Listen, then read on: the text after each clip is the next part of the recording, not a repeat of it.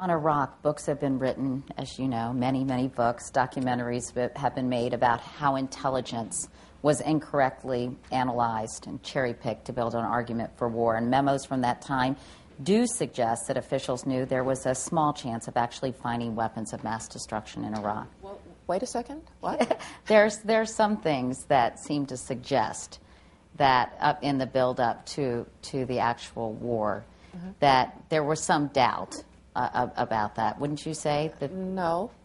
Well, actually, I don't agree with that premise you don't, at all. even no. when Tony Blair met with the president in Washington. Look, are you 100% sure when you're dealing with an opaque, secretive country in which there have been no inspections for years? No, you're not 100% sure. But the preponderance of intelligence analysis from around the world was that he had weapons of mass destruction. We knew he had used weapons of mass destruction. That was not a theoretical proposition. Right, no, that's he'd correct. Used them. Against the Kurds. Against the Kurds, against the Shia, and against the Iranians. So he'd used them several times. And the preponderance of intelligence was that he was reconstituting, or had actually, in the intelligence estimate, reconstituted his biological and chemical capabilities. There was some debate about how far he had gotten on the nuclear front, some saying that with foreign help it could be a year, others saying it would be several years.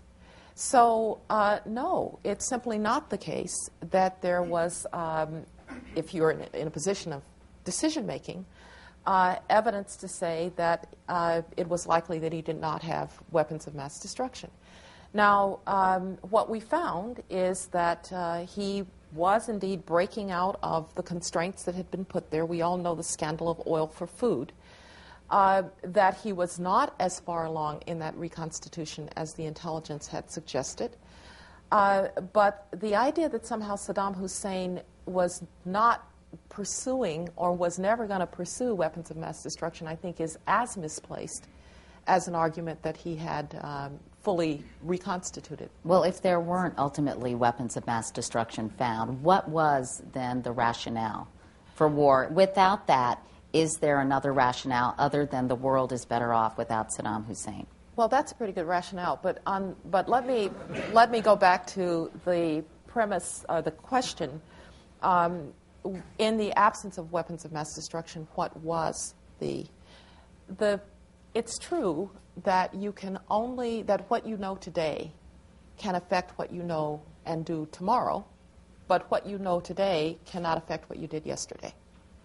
So the premise that somehow, because weapons of mass destruction were not found in stockpiles, the rationale for the war was flawed, leaves out the fact that at the time that we decided to go to war, we thought there were weapons of mass destruction. So let's stipulate that.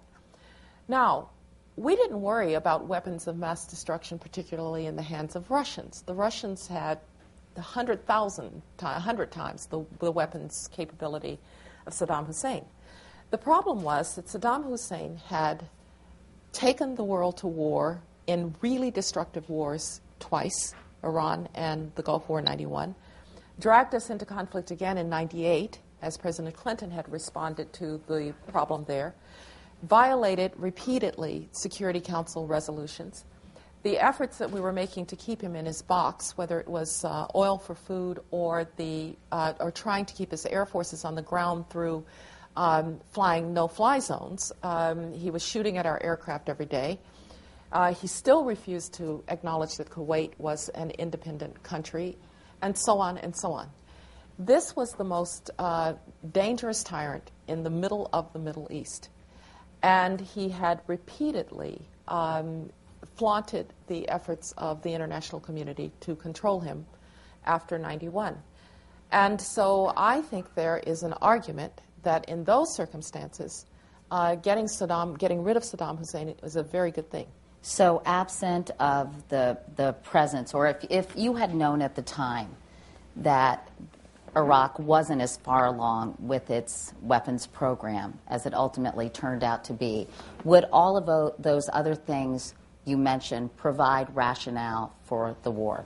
Katie, I'm going to repeat. What you know today can affect what you do tomorrow. No, but just not put yourself back there. I mean, you're saying I that seemed like a good rationale. Do you think it is? I can't speculate on what I would have thought if I had known. I think it's not a fruitful exercise. We knew what we knew.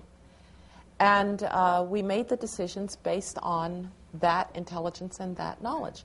Now, I still believe that even in the absence of finding weapons of mass destruction, the world and the Middle East are much better places without Saddam Hussein. And you always can know what happened as a result of what you did. What you can't know is what would have happened had you not done it.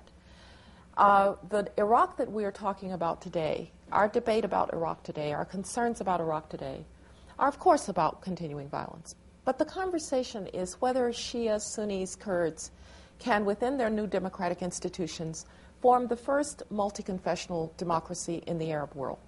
That's a really interesting discussion, and it's different than a discussion that we might have been having about whether or not the nuclear competition between Ahmadinejad in Iran and Saddam Hussein in Iraq is a greater danger than having taken Saddam Hussein out. So I actually think that might have been where we were.